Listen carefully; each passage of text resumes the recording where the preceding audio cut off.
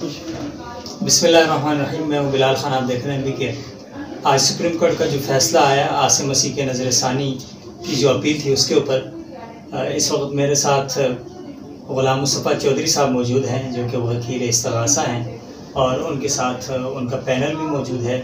कुछ अरकान जो शुरू से लेकर आखिर तक इस तमाम केस में शामिल रहे, और आज का जो फ़ैसला आया इसके हवाले से बहुत से शुकूक शुबहात भी हैं, और बहैसियत फ़रीक़ और बहैसियत क़ानूनदान वो आज के इस फ़ैसले के अंदर क्या कमज़ोरियाँ देखते हैं, क्या कुछ होना चाहिए था, क्या नहीं होना चाहिए था, तमाम तर तफसील बज़बाने ग़ुलाम मुस्तफ़ा चौधरी साहब। अस्सलाम वालेकुम। चौधरी साहब, आज का फ़ैसला तो एक तरह से कानूनी तौर पे कहें तो आपके ख़िलाफ़ आया है, और आपका जो फ़रीक़ के मुखालिफ है वो सुप्रीम कोर्ट ऑफ पाकिस्तान से जो है वो केस जीत के वापस चला जा रहा है। तो ये जो केस के अंदर जो एक तो बतौर कानूनदान इस फैसले के जो पेचो ख़म हैं वो थोड़े से सामने लाए। दूसरा ये कि जिस तरह की आज वहाँ पर जो रिमार्क्स वगैरह हमारे जजेस ने दिए, इससे पहले दिए, वो इस केस के हवाले से क्या मुनासिब थे, क्या वो हक़ाइक़ के मुतसादिम थे, या फिर उन्होंने इस फैसले में कहीं किसी जगह इंसाफ करने की कोशिश की है। बिस्मिल्लाहिर्रहमानिर्रहीम। अस्सलातु वस्सलामु अला खातिमिन नबिय्यीन। सबसे पहले तो मैं ये अर्ज़ करूँ कि आज सुप्रीम कोर्ट ऑफ पाकिस्तान में हमने जो आसिया मसीह की बरीयत के ख़िलाफ़ नज़रसानी की दरख्वास्त दी थी उस पर बहस हुई। 3 मेंबर के फुल बेंच ने उसको सुना, और जिन जज साहिबान ने इस फैसले को लिखा था उनमें से एक जज जो थे वो रिटायर हो गए, ये साकिब अली साहब, और उनकी जगह पे एक नए जज साहब को इसमें शामिल किया गया, काजी फ़ायद ईसा साहब को। तो समाअत के बाद अल्टीमेटली उन्होंने हमारी दरख्वास्त जो थी उसको मंजूर नहीं किया। इसमें जो अहम चीज़ है वो देखने वाली ये है कि हमने जो पॉइंट उस दरख्वास्त नज़रसानी में रेज़ किए, जिन पे हमने आर्गू किया, उनको समझने से पहले मैं चाहूँगा थोड़ा सा केस के हक़ाइक़ आपको बता दूँ, ताकि पता चल सके कि केस था क्या और इसमें हुआ क्या, और इसका ड्रॉप सीन कहाँ पे जाके होता है। केस इसमें यह था कि आसिया मसीह ने नबी पाक सल्लल्लाहु अलैहि वसल्लम की शान में गुस्ताखी की, और ये वाक़या उस वक़्त पेश आता है जब वो गाँव की दूसरी ख़वातीन के साथ फालसे की फसल की चनाई कर रही थी, और उस दौरान उसने अपने बर्तन में मुसलमान ख़वातीन को कहा कि पानी पी लें। उन्होंने इनकार कर दिया कि हम आपके बर्तन में पानी नहीं पीते, आप ईसाई हैं। तो इसके जवाब में उसने उनको कहा कि अगर आप मेरे बर्तन में पानी नहीं पीते तो आप क्यों नहीं पीते। तो जो मुसलमान ख़वातीन थे उन्होंने कहा कि आप ईसाई हैं, हमारा मज़हब ये इजाज़त नहीं देता हमें, हमारे नबी का हुक्म है, हमें कुरान पाक हमें देता है कि हम जो है ना आप लोगों के बर्तन में पानी नहीं पीते, आपके बर्तन इस्तेमाल नहीं करते हम।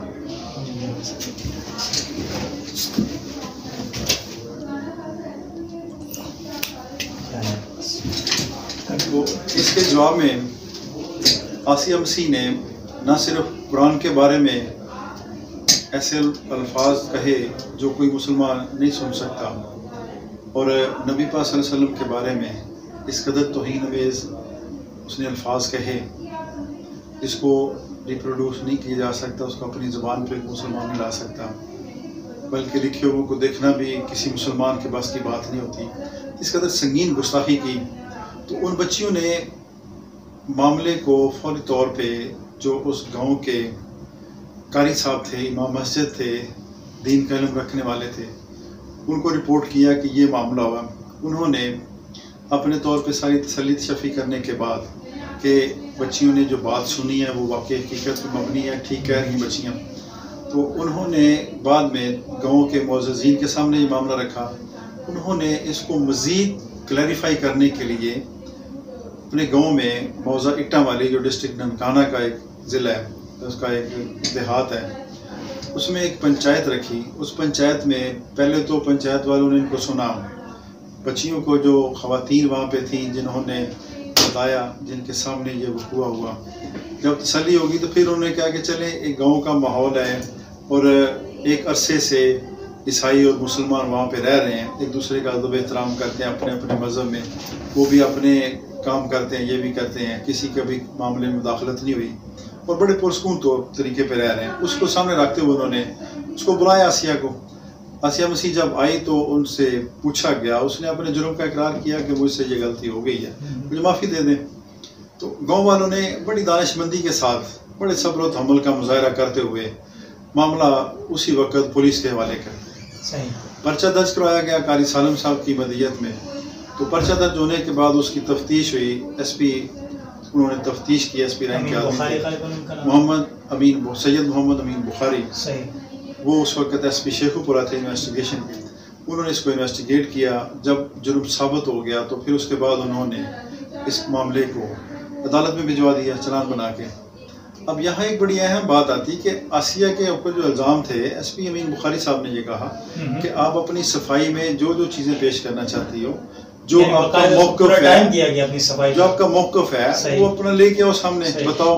اور اس نے اپنا جو صفائی میں جو لوگ پیش کر سکتے تھے کیے. اس کا خامند عاشق مسیح وہ پیش ہوا. اور جب ایس پی نے اسے کہا کہ اس کے خامند کو کہ تم اپنی بیوی کی بائبل پہ قسم دیتے ہو، اس نے انکار کیا. اس نے کہا نہیں جی میں اپنی بیوی کی صفائی نہیں پیش کر سکتا. اس کو پتہ تھا اس کے معاملات کیسے ہیں. تو اس تفتیشی ایجنسی کے سامنے بھی ملزمہ نے آسیہ مسیح نے اپنے جرم کو مانا. عدالت میں ٹرائل چلا.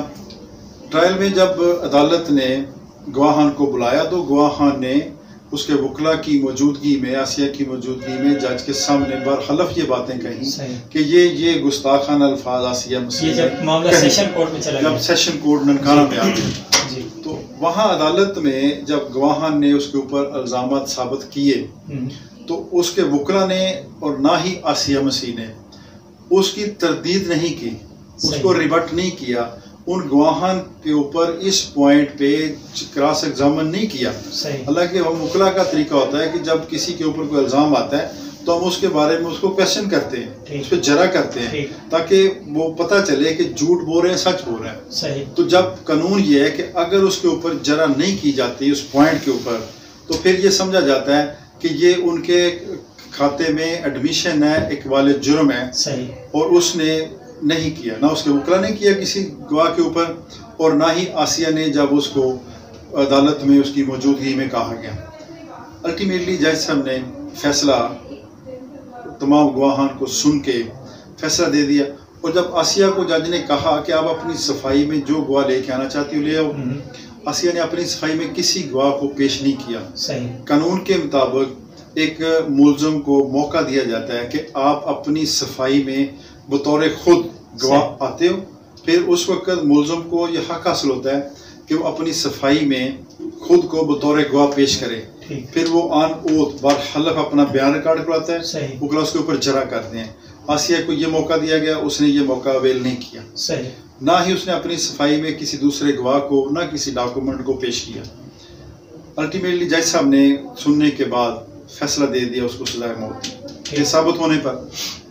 اس کے بعد آسیہ مسیح نے لاہور ہائی کورٹ میں اس فیصلے کے خلاف اپیل فائل کر دی، سزائے موت کے خلاف، سزائے موت اس کو جو سیشن جج نے دی اس فیصلے کے خلاف. ہائی کورٹ میں 2 جج صاحبان تھے، انہوں نے ان کو سنا اور اس کے وکلا کو تمام پہلو جو تھے عدالت کے اس فیصلے کے، اس میں مواد جو تھا، گواہان کے بیانات تھے، ان تمام کو ڈسکس کیا. دونوں پارٹیوں کو سننے کے بعد بڑی تفصیل کے ساتھ سنا. سننے کے بعد جو نیچے عدالت کا فیصلہ تھا ایڈیشنل سیشن جج کا، اس کو بحال رکھا، اس کی سزائے موت کنفرم کر دی. اور وہاں پہ بھی ہائی کورٹ نے یہ اسپیسیفکلی اس پوائنٹ کو اٹھایا کہ آپ لوگوں نے، یعنی ملزمہ آسیہ مسیح کے وکلا کو کہا کہ آپ لوگوں نے ٹرائل کے دوران جب آپ کے اوپر ایک الزام آیا ہے تو آپ نے اس الزام کی تردید کیوں نہیں کی. آپ نے عدالت میں دفاع کیا، نہ اس کا دفاع کیا، نہ اس کو ریبٹ کیا، نہ اس کے اوپر گواہان کو کچھ سجیشن دی کہ تم یہ بات جو آسیہ کی طرف منسوب کر کے کہہ رہے ہو یہ غلط بات ہے. ایسا کوئی نہیں کہا. اور عدالت نے بڑا ان کو کھل کے یہ کویسچن کیے، بار بار کیے کہ آپ نے یہ کیوں نہیں کیا. ہائی کورٹ کی جو ہائی کورٹ میں اپیل کی سماعت کے دوران، تو اس کے وکلا کے پاس کوئی جواب نہیں تھا. پھر ہائی کورٹ کا فیصلہ جب ہو گیا تو اس کے بعد آ گیا معاملہ سپریم کورٹ میں. آسیہ مسیح نے اپنے اس فیصلے کے دونوں فیصلوں کے خلاف ہائی کورٹ میں اپیل کر دی. اپیل میں جب ہم آئے تو بحث ہوئی. بحث کے دوران دونوں فریقین کے دلائل سننے کے بعد ہائی کورٹ کے 3 رکنی بینچ نے اس کو بری کر دیا. نیچے دونوں عدالتوں کے فیصلوں کو منسوخ کالعدم قرار کرتے ہوئے اس کو بری کر دیا گیا. جب ہم نے اس ججمنٹ کو کاپی لے کے ہم نے اس کو دیکھا کہ اس میں وہ ایک خاص چیز جو آسیہ کے اوپر ہمارا الزام تھا کہ اس نے یہ گستاخانہ الفاظ اپنے منہ سے کہے ہیں اور گواہان کی موجودگی میں کہے ہیں اور دونوں عدالتوں میں اس کو ثابت کیا ہے ہم نے اور دونوں عدالتوں نے مانا اس چیز کو. تو یہاں پہ سپریم کورٹ کی ججمنٹ میں بالکل ان چیزوں کا کوئی ذکر نہیں ملا. سپریم کورٹ کی ججمنٹ میں اس الزام کو کہیں پہ بھی ڈسکس نہیں کیا گیا, اس کو ریپروڈیوس نہیں کیا گیا. یعنی وہ جزیات میں پڑ گئے. وہ بعد میں جو ججمنٹ تھی وقوع کے بعد والے جو معاملات تھے ان کو زیادہ ڈسکس کیا گیا. اور اس کے علاوہ کچھ ایسی باتیں اس سپریم کورٹ کے فیصلے میں آئیں جن کا حقائق سے تعلق نہیں بنتا. مثلا ایک انہوں نے مثال دی اس فیصلے میں, چیف جسٹس میاں ثاقب نثار نے جو فیصلہ لکھا اس نے کہا کہ یہ قانون جو ہے تحفظ ناموس رسالت 295C اس کا بہت زیادہ ناجائز استعمال ہو رہا ہے, غلط استعمال ہو رہا ہے, مس یوز ہو رہا ہے. اور اس کی انہوں نے ایک مثال جو دی وہ انہوں نے کہا کہ اس وقت اس کی سب سے تازہ ترین جو مثال ہے وہ مشال خان قتل کیس ہے, مردان یونیورسٹی میں جو ایک طالب علم کو قتل کر دیا گیا تھا. تو اس طرح انہوں نے پھر اس کے بعد ایک اور کہا کہ ایک ملک کے اعلیٰ عہدیدار تھے ان کو بھی اسی طرح قتل کر دیا گیا. تو اس طرح پاکستان میں بلاسفیمی لا جو ہے نا یہ بہت مس یوز ہو رہا ہے. ہم نے دیکھا کہ جب ہم نے پورے اپنے پینل نے ہمارا جو ختم نبوی دائر فورم ہے یہ تمام اپنے وکلا کو بلایا, ان کے سامنے فیصلہ رکھا تو تمام نے دیکھا اور اس میں دیکھ کے بڑی حیرانی ہوئی کہ اس بندے کے خلاف مشال خان کے خلاف تو مقدمہ ہی درج نہیں ہوا اور جس اعلیٰ شخصیت کا ذکر کیا جا رہا ہے نام لیے بغیر اس کے خلاف تو مقدمہ ہی درج نہیں ہوا. اگر مقدمہ درج ہوتا ان کا اشارہ سلمان تاثیر کی طرف الٹیمیٹلی سلمان تاثیر تھا, ٹھیک ہے جی, تو اس کے اوپر الزام تھا. اچھا اس کے خلاف بھی مقدمہ درج نہیں ہوا, مشال خان کے خلاف مقدمہ درج نہیں ہوا, پروسیس میں آئے ہی نہیں. اگر وہ قانونی پروسیس میں آ جاتے ان کے خلاف مقدمہ درج ہوتا, انویسٹیگیٹ ہوتا, عدالتیں ٹرائل کرتی, بلعالم کیا رزلٹ آتا. لیکن اس دونوں انسیڈنٹ کو ہم اس کے ساتھ جوڑ رہے ہیں کہ یہ مس یوز آف بلاسفیمی یہ کسی طرح بھی بنتا نہیں. صحیح, اس کو کوئی اور نام دیا جا سکتا ہے لیکن اس قانون کے بارے میں یہ نہیں کہا جا سکتا کہ اس قانون کا غلط استعمال ہوتے ہوئے وہ مرڈر ہوئے ہیں. وہ دونوں اگر مرڈر ہوئے ہیں تو اس کو کوئی اور نام دیا جا سکتا ہے, اس قانون کو غلط استعمال والے زمرے میں اس کو نہیں لے کے آ سکتے ہم. اور میں یہ بڑے دعوے سے بات کرتا ہوں کہ ہم نے اپنے فورم پہ بہت سارے بلاسفیمی کیسز کیے ہیں, ناموس رسالت کے کیے, کر بھی رہے ہیں. کوئی ایسا کیس آج تک میں نے نہیں دیکھا کہ جس میں کسی نے جھوٹا مقدمہ درج کروایا ہو یا جھوٹ کی بنیاد پہ کسی کو پھنسایا ہو. اس جیسے ایک ناموس رسالت کا اگر کوئی تحفظ نہیں کر سکتا, اگر کوئی اس میں اہانت کرتا ہے یا نبی پاک صلی اللہ علیہ وسلم شان میں کوئی گستاخی کرتا ہے تو اس سے بڑا دنیا میں جرم ہی کوئی نہیں ہے. تو اور پھر ایک مسلمان کس طرح سے کسی کے اوپر الزام لگا سکتا ہے؟ نہیں لگا سکتا. اور الزام لگانے والے بہت سارے اور کیسز ہیں, بے شمار جعلی مقدمات بنتے ہیں روزانہ عدالتوں میں. دیکھیں قتل کے مقدمے ہر روز قتل میں دیکھیں ابھی جو چل رہا ہے ہمارے ملک میں سیاستدانوں کے خلاف ایک کریک ڈاؤن چل رہا ہے, سیاسی کیسز ہوتے ہیں, دوسرے لوگوں کے خلاف کیسے ہوتے ہیں, لیکن ناموس رسالت کا جھوٹا مقدمہ کبھی کوئی درج نہیں کرواتا, ضرورت نہیں کر سکتا کوئی. ٹھیک ہے, یہ ایک پروپیگنڈا ہے.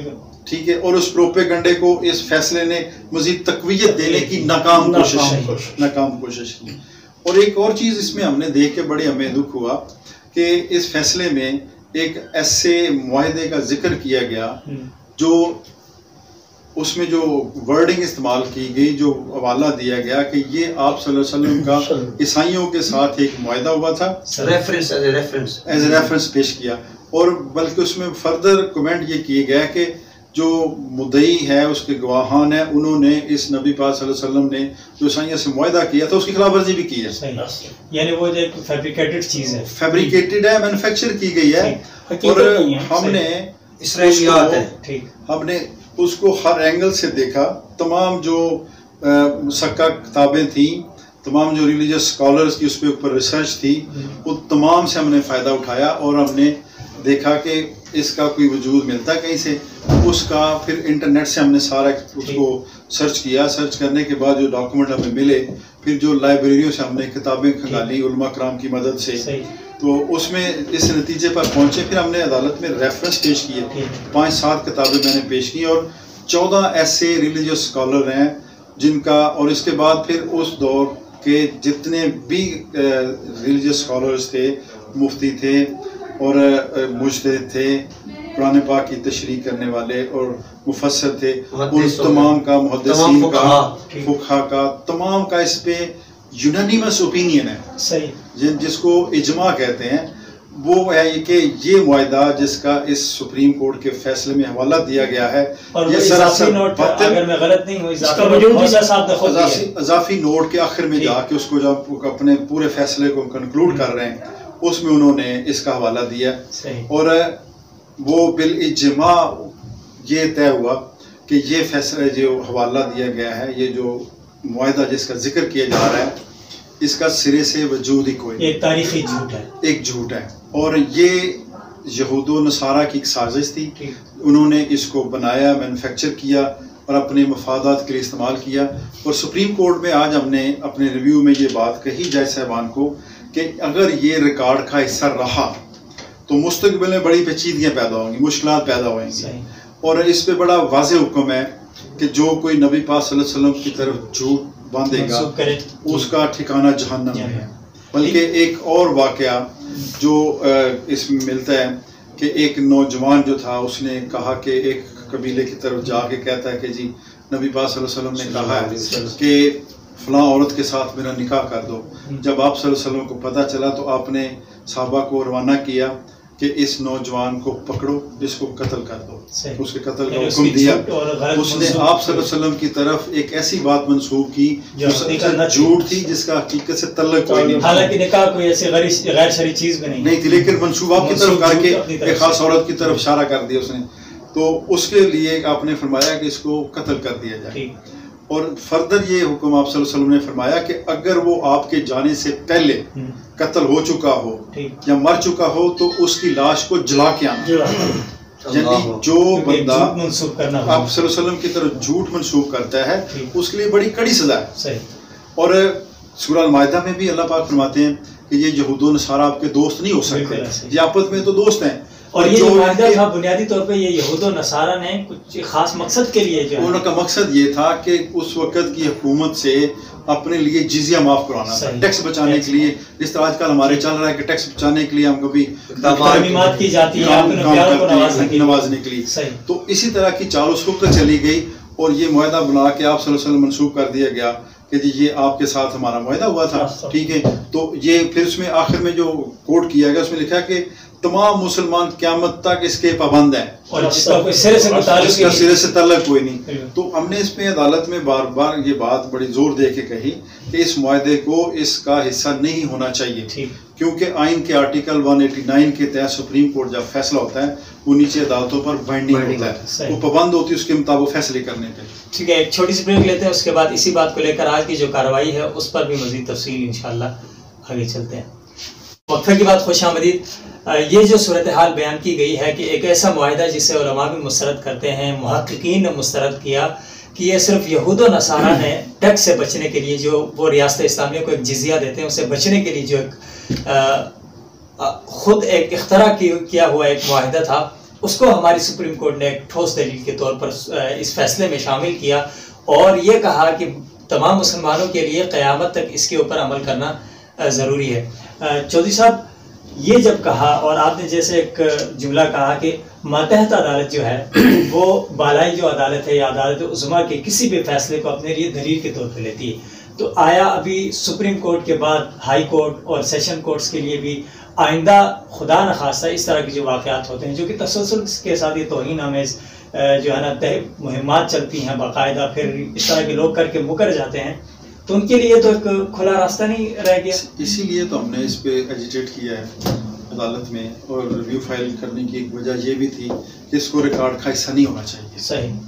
اور اسی طرح آج کی کارروائی جو تھی اس میں ہم نے ایک اور پوائنٹ ریز کیا کہ قانون یہ ہے کہ اگر کوئی جو ہے اس کو جو ایلیگیشن آیا ملزمہ آسیہ مسیح کے اوپر اس کو ریبٹ نہیں کرتے، اس سے انکار نہیں کرتے، اس کی سجیشن یا کراس ایگزامینیشن میں اس کو نگیٹ نہیں کرتے، تو پھر وہ ایک سمجھا جائے گا کہ یہ تسلیم ہے ان کے کھاتے میں.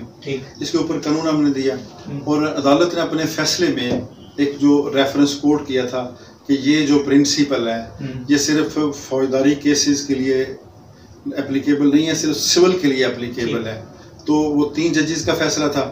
ہم نے پھر آج اس کے جواب میں ایک ایسا فیصلہ دیا جو 5 ججوں کا فیصلہ تھا، جس میں اسی پرنسپل کو قانون شہادت کی دفعہ 132 اور 33 جو ڈسکس کیا گیا کہ اگر کسی part of the statement of a witness کو آپ کراس ایگزامن نہیں کرتے تو وہ جو ہے نا وہ اس کے کھاتے میں قبالِ جرم تسلیم کیا جائے گا. تو 5 ججز کا متفقہ فیصلہ ہے کہ یہ پرنسپل فوجداری قانون میں بھی اپلیکیبل ہے. ٹھیک. اور اسی قانون کو مد نظر رکھتے ہوئے اسی فیصلے کو، اور اس میں اپنے سپریم کورٹ کے اپنے فیصلے ہیں کہ جو زیادہ ججز کا فیصلہ ہوگا، لارجر بینچ جس کو ہم کہتے ہیں، اس کا فیصلہ ہی پریویل کرے گا، وہی اوور رائڈ کرے گا. 3 ججز کا فیصلہ جو ہے یا سمالر بینچ جو ہے، سمالر بینچ کا فیصلہ جو ہے وہ سپرسیڈ نہیں کرے گا، ہمیشہ وہی فیصلہ پریویل کرے گا جس میں زیادہ ممبر آف دی بینچ کے جو فیصلہ ہے. آج آپ نے جب ان سے یہ بات کی کہ یہ جو 3 ارکان ہیں، اور ان میں سے جب آپ بحث کر رہے تھے اس دوران آپ نے یہ بات کہی کہ جسٹس کھوسہ صاحب جو ہیں اسی کیس سے متعلق جو ممتاز قادری کا کیس تھا اس میں وہ شامل رہے. اس پہ آپ کی طرف سے جب اعتراض کیا گیا کہ آپ نے معاہدے کے تحت لارجر بینچ بھی تشکیل دینا تھا اور علماء کو بھی بلانا تھا، اسلامی جو مذہبی اسکالرز ہیں، تو اس کے اوپر اس بات کو انہوں نے کیوں تسلیم نہیں کیا؟ نہیں، اس طرح تھی گفتگو، میں اس کو واضح کرتا ہوں کہ سب سے پہلے آج کی آرگومنٹس جو تھی سٹارٹ کی، میں نے ایک اپلیکیشن بھی فائل کی تھی ساتھ کہ اس کیس کو ڈیسائیڈ کرنے سے پہلے آنریبل چیف جسٹس جو ہیں وہ ایک لارجر بینچ تشکیل دے دیں. ٹھیک. اس میں جو ہمارے مذہبی رہنما ہیں، ریلیجس اسکالر جو ہیں، مفتی صاحبان ہیں، فقیہ ہیں، ان کو بھی بلا کے سنا جائے، کیونکہ معاملہ ایسا احساس نوعیت کا ہے جس میں تمام امت مسلمہ کے جذبات، بلکہ امت مسلمہ کے ساتھ اگر ایڈ کر لیں غیر مسلم بھی جو آپ صلی اللہ علیہ وسلم سے محبت کرتے ہیں، ادب احترام کرتے ہیں، جو ان کی رسپیکٹ کرتے ہیں، بہت سارے لوگ ہیں، ٹھیک ہے، تو ان تمام کے جذبات جو ہے نا وہ اس کے ساتھ اٹیچ ہیں. تو ایک ایسے حساس معاملے کو ڈیسائیڈ کرنے سے پہلے ایک ایسا بینچ تشکیل دے دیا جائے جس میں ریلیجس اسکالر کو شامل کیا جائے، شریعت کورٹ کے جو جج صاحبان ہیں ان کو بھی شامل کیا جائے، اور ان کو پورا موقع دیا جائے، تمام ایویڈنس کو دیکھا جائے، تمام شرعی پہلو کو دیکھا جائے، اور جو پرومیننٹ لائرز ہیں ان کو بھی شامل کیا جائے اس میں بطور عدالتی معاون کے، ان کو بلا کے ان کو بھی سنا جائے. قانونی جو ہے طور پہ وہ اسسٹ کر دیں گے، جو مذہبی معاملات ہیں وہ ہمارے علماء کرام اس کو ڈیسائیڈ کر دیں گے. تو یہ میری تمام اس پہ تھی موجود جج صاحبان سے ریکویسٹ تھی، لیکن انہوں نے اس کو ایگری نہیں کیا. انہوں نے کہا جی کہ اس کی ضرورت نہیں ہے، ہم اس کو ادروائز ہی فیصلہ کریں گے. تو اس کو انہوں نے ریمارکس یہ بھی دیا کہ آپ ابھی تو مذہب کا معاملہ آیا نہیں، تو آئے یہ جو سارا کیس جو ہے یہ تو مذہب سے جڑا ہوا ہے، توہین رسالت کا مذہب سے ایمان سے جڑا ہوا ہے. دوسری بات میں نے پوچھنی تھی کہ یہاں پر تو چلو مسلمانوں کے لیے ہم یہ کہہ دیتے ہیں کہ جو غیر مسلم ہیں وہ اگر آپ صلی اللہ علیہ وسلم کا احترام بھی نہیں کرتے یا تسلیم نہیں بھی کرتے، لیکن یہ جو ہمارے ہاں جو 295 سی ہے جس کے تحت اس میں مقدمہ بنا، وہ تو تمام انبیاء کے لیے ہے کہ نہیں؟ یعنی جو قانون تحفظ ناموس رسالت ہے جس کو ہم 295 سی تعزیرات پاکستان کہتے ہیں، یہ جب بنا شروع میں تو اس وقت اس میں صرف نبی پاک صلی اللہ علیہ وسلم کا ہی نام گرامی شامل ہے، اب بھی اس میں شامل ہے. تو اس میں شروع میں سزا اس میں رکھی گئی تھی عمر قید اور سزائے موت. پھر اس کو فیڈرل شریعت کورٹ میں جب لے کے گیا اس قانون کو، تو فیڈرل شریعت کورٹ نے تمام مکاتب فکر کو بلا کے اس میں سنا، تفصیل کے ساتھ ایک فیصلہ دیا کہ اس قانون میں تمام انبیاء کی عزت و ناموس کے لیے ایک سینٹنس ایڈ کر دیا جائے، ایک لائن لکھ دی جائے کہ نبی پاک صلی اللہ علیہ وسلم کے علاوہ اگر کسی دوسرے نبی صلی اللہ علیہ وسلم کی شان میں بھی گستاخی ہوتی ہے تو یہی جرم جو ہے نا بنے گا اور یہی سزا اس کے لیے ہوگی. اور ساتھ ہی یہ بھی اس میں فیڈرل شریعت کورٹ نے فیصلہ دیا کہ اس میں سزا صرف اور صرف موت ہوگی، اس کی کوئی دوسری سزا نہیں ہے. جو یہ ہمارے آج نعرہ لگاتے ہیں مسلمان کے گستاخ رسول کی سزا سرگن سے جدا، سرگن سے جدا، یہ قانون کی بات کرتے ہیں. وہ بیسیکلی اگر دیکھا جائے تو جو قانون کی ہی بات کرتے ہیں اور قانون ہی ہمیں کہتا ہے کہ اگر گستاخی ہوتی ہے گستاخ کا سزا اس کی سزا موت ہے اور دوسری سزا کوئی نہیں. تو یہ قانون تمام انبیاء کی عزت و ناموس کی حفاظت کا قانون ہے. اچھا اگر اس میں ایک چیز ایڈ کر جائے جو آج ڈسکرپنسیز کو ڈسکس کیا گیا ہے ان کو اگر لیبوریٹ کر لیں تو یہ ابھی تو آپ نے اس کے ایک تو تفصیل بتائی. دوسرا جو آج کی پروسیڈنگز تھیں جو آج وہاں پہ ترتیب بنی وہ ہے میں تھوڑا سا سمیٹنے کی کوشش کر رہا ہوں کہ ابھی تو یہ فیصلہ ہو گیا عاصم مسیح بری ہو جائے گی، باہر جائے جیسے تیسے، وہ تو معاملات ہمارے سامنے ہی ہیں اور نظر آ رہی تصویر. لیکن اب آئندہ کا لاہے عمل کیا ہوگا؟ ایک قانونی لحاظ سے اگر آپ دیکھتے ہیں کہ اس طرح کے کیسز تو بنتے ہیں ہمارے سامنے سوشل میڈیا پہ کئی مرتبہ کھلے عام لوگ جو ہے نا توہین کر رہے ہوتے ہیں، پاکستان سے باہر جا کے توہین کر رہے ہوتے ہیں. اس طرح کے لوگوں کے لیے ہماری ریاست متحرک کیوں نہیں ہے؟ ہمارا سو موٹو ایکشن جو ہے وہ کیوں نہیں ہے؟ یا پھر یعنی ہمارے ریاستی اداروں پہ جب بات آتی ہے تو وہ لوگ گرفتار ہوتے ہیں، ہم سب اچھی طرح ہوتے ہیں. تو یہاں پر یہ کمزوری جو ہے وہ کس بات کی طرف اشارہ ہے یا کس بات کی دلیل ہے؟ کمزوری کیوں ہے اس میں؟ تھوڑا سا نا آپ کا جواب دینے سے پہلے ایک دو چیزیں کر دوں جو آج کی پروسیڈنگ ہوئی ہے اس کو وائنڈ اپ کرتے ہیں. کہ آج جو ڈسکشن ہوئی اس میں یہ جو میں نے پوائنٹ ڈسکس کیے تو پوری ججمنٹ میں جس طرح میں نے کہا کہ جو ایلیگیشن ہے اس کے اوپر الزام ہے اس کو کہیں ڈسکس نہیں کیا ہے. ایک بات. دوسری بات یہ کہ جب پوری ججمنٹ میں جو سب سے زیادہ جن چیزوں پہ زور دیا گیا ہے وہ یہ تھا جو میں نے وہاں پہ آرگو بھی کیا کہ وقوعے کے بعد والے واقعات جو تھے ان کو زیادہ ڈسکس کیا گیا. یعنی یہ کس نے لکھا اور کون، یہ درخواست کس نے لکھی، کہاں پہ پنچایت ہوئی، کتنے لوگ تھے، کیا ٹائم تھا، کون لے کے آیا، کتنا دورانیہ تھا اس کا. یعنی یہ ایک ضمنی سی چیزیں بنتی ہیں. پوسٹ اکرنس جو معاملات ہیں ان کی طرف زیادہ زور دیا گیا ہے، جو اکرنس ہے اس کو ٹچ ہی نہیں کیا گیا. صحیح. یہ ایک ایسی واحد ججمنٹ آئے گی سپریم کورٹ کی جس میں یہ لکھا گیا ہے کہ اکرنس جو ہے اس کو سائڈ پہ رکھ کے باقی معاملات جو وہ سارے ڈسکس کر دی گئے. اب اس کا امپیکٹ کیا ہوگا، اس کے اثرات کیا آئیں گے معاشرے میں؟ وہ سب سے پہلے تو یہ ہوگا کہ جتنے بلاسفیمر ہیں جو گستاخی کرنے والے ہیں وہ تو پہلے ہی جب پاکستان میں کوئی گستاخی کرتا ہے تو بیرونی دنیا کا ہیرو بن جاتا ہے. ہم نے سپریم کورٹ میں دیکھا کہ کس طرح ان کے لیے جو ہے نا اب دیکھیں ایک یہی کیس اگر لیں آپ، آسیہ مسیح کو کون جانتا تھا، اس کی کیا اوقات تھی، اس کا کیا سٹیٹس تھا، ٹھیک، اس کا کیا کیلیبر تھا. اس نے جو ہی گستاخی کی اس کے لیے بڑے بڑے مہنگے مہنگے وکلا بھی آ گئے، ٹھیک ہے، اور ساری این جی اوز بھی آ گئی جو یونین بچانے کے لیے آ گئی، ٹھیک ہے، اور باہر سے ڈالروں کی جو ہے نا بچھاڑ ہونی شروع ہو گئی اور اس کے کیس کو اس طرح لے کے پوری دنیا میں اس کو ہیرو بنا کے پیش کر دیا گیا. اس نے پوپ خود وہ کر رہا ہے. پھر اس کو بچانے کے لیے باہر کی دنیا تو تھی، بچانے کے لیے ایک صوبے کا جو ہیڈ آف دی وہ ہے صوبے کا آئینی سربراہ جو ہے گورنر، وہ اس کو جیل میں بچانے کے لیے چلا گیا.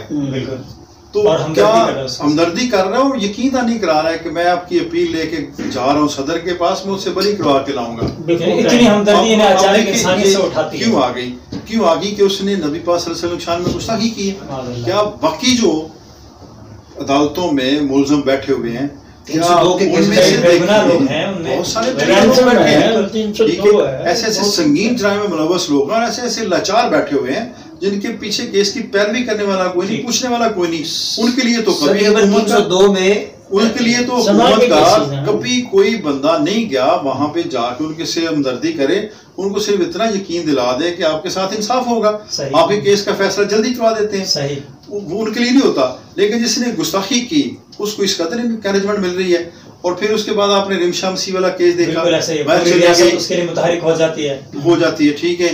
پھر اس طرح جو اسلام احمد مسیح احمد مسیح والا کیس ہوا تھا گجرانوالے کے تھے، وہ آج بھی فیملی سمیت بیٹھے ہیں.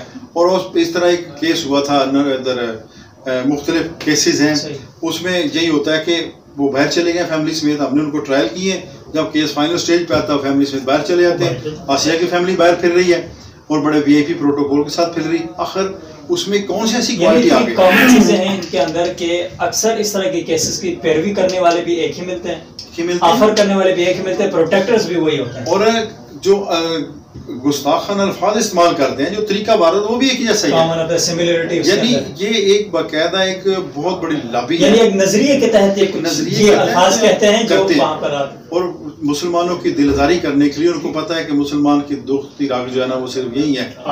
ٹھیک ہے، نبی پاک صلی اللہ علیہ وسلم کی ذات ہے جس کے اوپر مسلمان کوئی کمپرومائز نہیں کرتا، ہر چیز پہ کمپرومائز کر جاتا ہے، لیکن ناموس رسالت صلی اللہ علیہ وسلم پہ مسلمان کوئی کمپرومائز نہیں کرتا. اب اس فیصلے کے بعد کیا ہوگا کہ وہ لوگ مزید جو ہے نا تقویت پکڑیں گے، ان کو حوصلہ افزائی ملے گی اور اس میں اضافہ آئے گا. اور جب اس میں اضافہ آئے گا تو پھر ملک میں امن و امان جو ہے نا وہ بھی ایٹ اسٹیک ہوگا. ظاہر لوگ پھر قانون ہاتھ میں لیں گے، لوگ پھر مجبور ہو کے کچھ نہ کچھ کریں گے. یہ جو آپ صورتحال بتا رہے ہیں اس میں تو کسی ایک آدمی کو بھی میرے خیال میں جو ان عدالتوں کا ماتحت ہے وہ تسلیم نہیں کرے گا. اعتماد کیسے اس طرح پھر آ سکتا ہے عدالتوں کے اوپر؟ اور اس سے بڑی فیصلے کے بعد عوام میں جو دیکھ رہے ہیں رد عمل وہ سب کے سامنے ہے. بالکل ایسا ہی کہ لوگوں میں کیا رد عمل اس کا سامنے آ رہا ہے. جی اور ابھی اس کے بعد بھی پتہ نہیں صورتحال، اس کے بعد ابھی کیا صورتحال بنتی ہے. اچھا ابھی تھوڑا سا آپ میرا جو سوال لاس تھا کہ آگے لوگوں کے لیے جو ہے نا ایک دروازہ کھل جائے گا، اس کے بعد آپ نے گفتگو کی. جو آپ کا ختم نبوت لائیو فورم ہے، اس کے تحت آپ ہائی کورٹ میں بھی سپریم کورٹ میں بھی کئی کیسز وغیرہ لڑتے ہیں.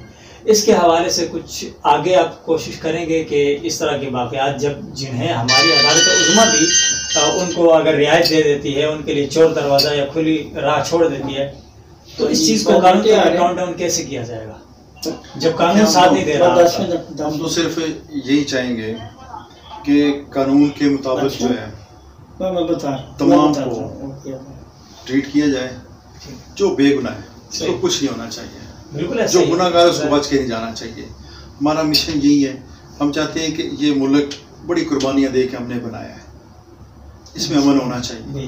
اور امن صرف ایک ہی صورت میں ہو سکتا ہے کہ جہاں پہ نبی پاک صلی اللہ علیہ وسلم کی عزت و ناموس کے لیے بھرپور طریقے سے، خواہ وہ عدلیہ کی طرف سے ہو، خواہ وہ انتظامیہ کی طرف سے ہو، خواہ وہ دینی طبقے کی طرف سے ہو، خواہ وہ این جی اوز کی طرف سے ہو، خواہ وہ ایک عام آدمی کی طرف سے ہو، جہاں پہ جس ملک میں نبی پاک صلی اللہ علیہ وسلم کی عزت و ناموس کی حفاظت ہوگی وہاں پہ امن بھی ہوگا، خوشحالی بھی ہوگی، اللہ پاک کی رحمتیں بھی ہوں گی.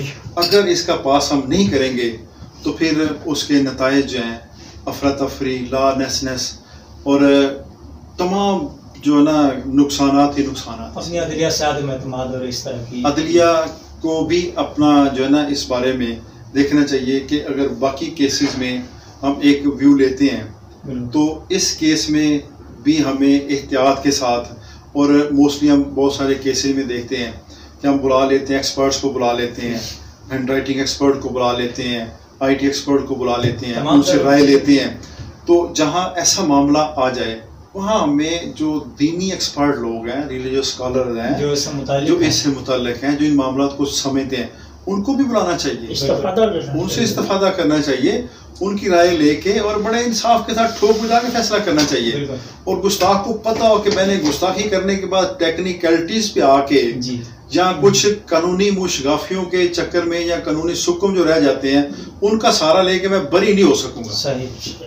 ایک اہم سوال یہ ہے کہ جج صاحب نے جو آج ریمارکس دیا اس کے اندر وہ جیسے کہ میں نے شروع میں کہا کہ کافی جذباتی تھے، بڑے غصے سے انہوں نے ایک بات کہی کہ آپ کی جو گواہان ہیں ان کے بیانات میں تضاد ہے.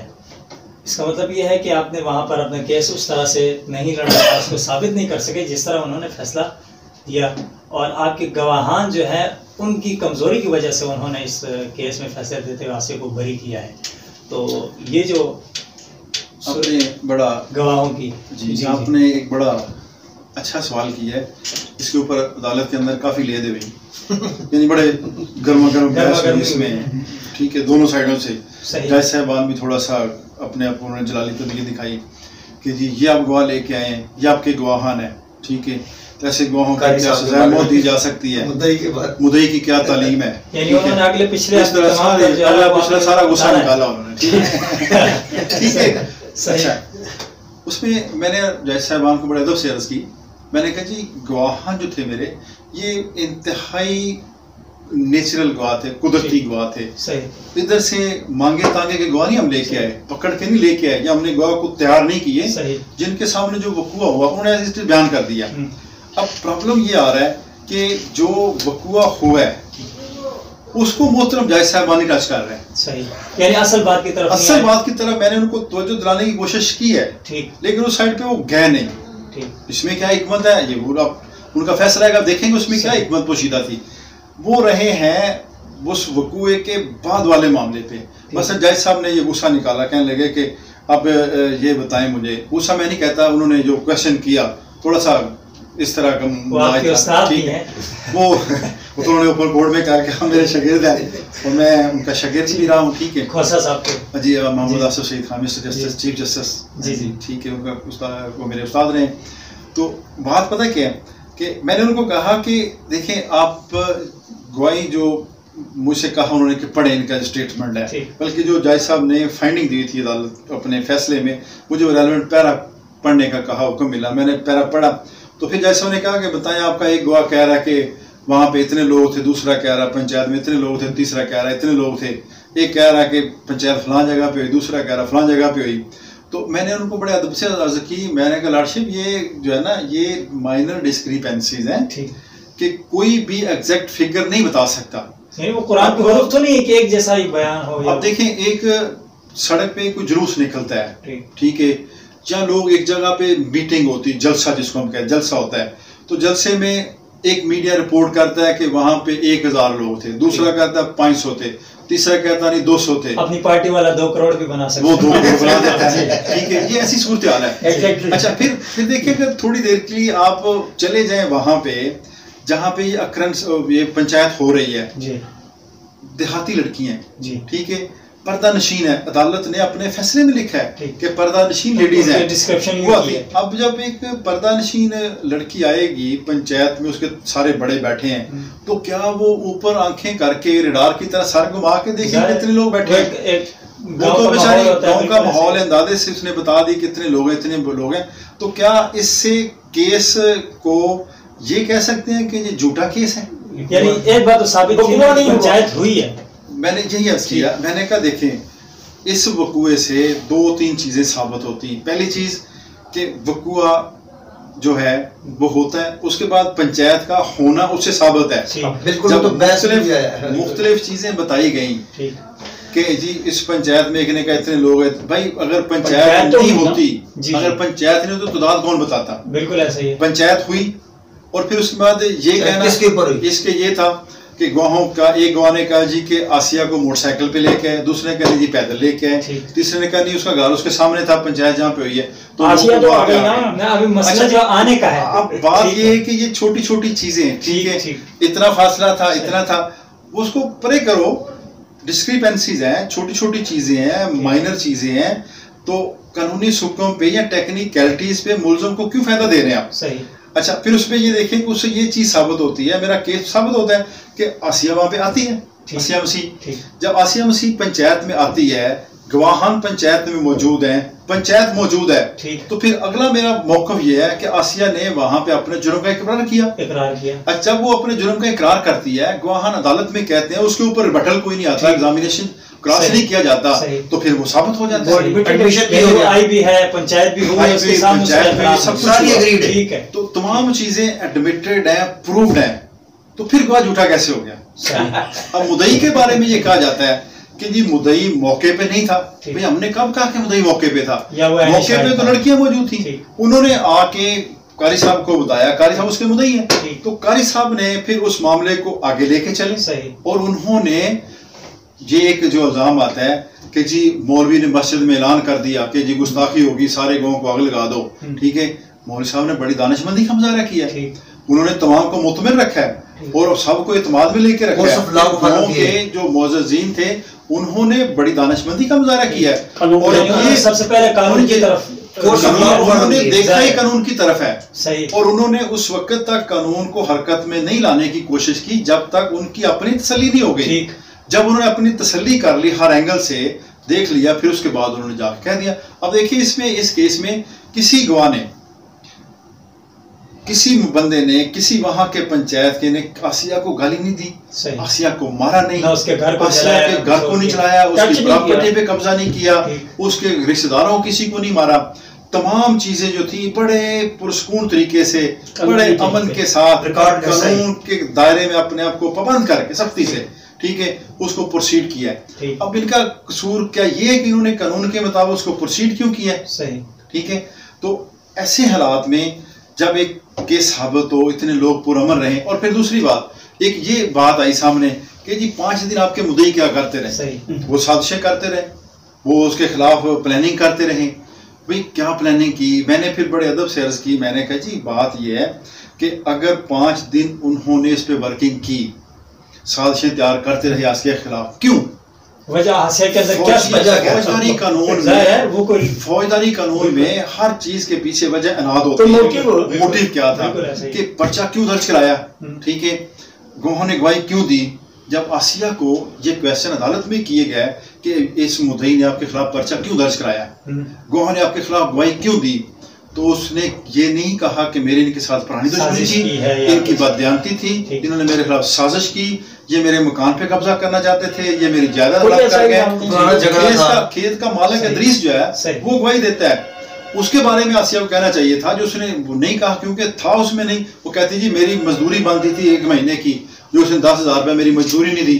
ٹھیک ہے، یعنی کوئی ایسی چیز گواہوں کے خلاف ملزمہ یا ڈیفینس سائڈ سے نہیں آ سکی کہ ان کی بددیشی تھی. پرچہ درج کرانے کی وجہ کیا تھی؟ بھائی کوئی وجہ نہیں تھی، صرف اس نے وقوع سرزد کیا، اس نے گستاخانہ الفاظ کہے، ہمیں عدالت میں آ کے اس کے خلاف مقدمہ درج کروانا پڑا. تو یہ اس جو ہے نا گواہان کے بارے میں. پھر ایک اور بات ہوئی جو آپ نے کوشچن بھی آپ کریں گے، میں آپ کوشچن کا پہلے جواب دے دیتا ہوں. کہا گیا جی کہ آپ کے گواہ نے جھوٹ بولا، ان کے خلاف کیوں نہ کارروائی کی جائے ان کے مطابق. ٹھیک ہے جی، میں نے عرض کیا کہ اگر میرے گواہ جھوٹے ہوتے تو پہلی عدالت سیشن جج جس کو پورا اختیار ہے کہ بندے کو سزائے موت دے دے، ہائی کورٹ کے 2 جج جنہوں نے اس فیصلے کے اوپر ثبت کی، انویسٹیگیشن والے، جس کا میں نے ایس پی کہا جس نے تفتیش کی، سید محمد امین بخاری، میں نے کہا بڑا اچھا نام ہے ان کا، اس کے اوپر الزام نہیں ہے کہ وہ رشوت خور افسر ہے یا وہ ڈنڈی مارنے والا بندہ ہے، واقعی ایک اچھے نام والا بندہ ہے وہ. میں نے کہا جب ایسے لوگ تفتیش کرتے ہیں، 2 عدالتیں فیصلہ دے دیتی ہیں، تو پھر اس کے بعد کیا مدعی کے خلاف یہ بات کہنی کہ اس نے جھوٹ بولا ہے، گواہی سچی نہیں دی، تو میں نے کہا بنتی نہیں، کیونکہ کنکرنٹ فائنڈنگ جو ہے وہ آلریڈی میری فیور میں ہے، قانون کرتا ہے. ٹھیک ہے، پھر وہاں پر پھر وہ جج صاحبان کا ذکر بھی آ گیا ہوگا کہ جنہوں نے اس فیصلے کو جاری کر اگر اس میں سب کے ساتھ ہی کر لو. وہ 3 جج جو ہیں وہ بھی